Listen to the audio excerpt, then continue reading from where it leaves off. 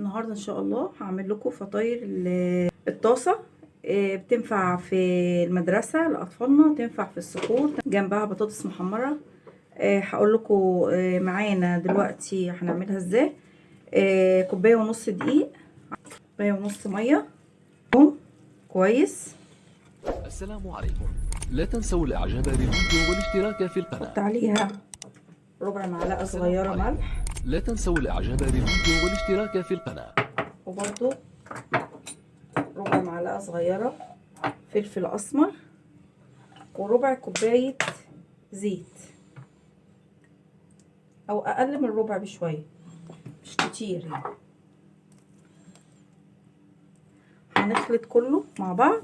وفي عندنا بقى اي حاجه موجوده في البيت، خضره، طماطمايه، قرن فلفل متقطع، جزرايه مبشوره، وانا عندي بيفي متوفر فرحت مزوده عليه زوداهم مع المكونات. ممكن تحطوا جبنه تركي، بسطرمه، اي حاجه متوفره عندك في التلاجة. ممكن تعملوها كده بالخضروات بس.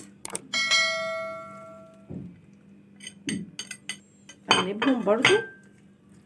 هنشغل على الطاسه النار وهنسويها، هوريها لكم واحنا بنعملها. لو وصلت لهذا الجزء من الفيديو لا تنسى الاشتراك في القناة وتفعيل زر الجرس ليصلك أحدث فيديوهاتنا. هناخد كده مغرفة مغرفة على قد الحجم اللي احنا عايزينه.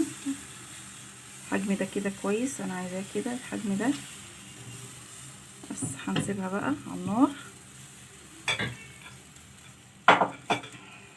تحمر من تحت، بعدين نقلبها على الوش التاني.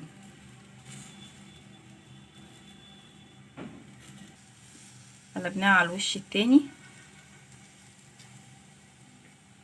نعملهم بقى كلهم بنفس الطريقة، نشوفهم في الاخر ان شاء الله. بعد ما خلصناها عملت بتاع حوالي 8 أو 9. بصوا ازاي طرية طرية وطعمها جميل.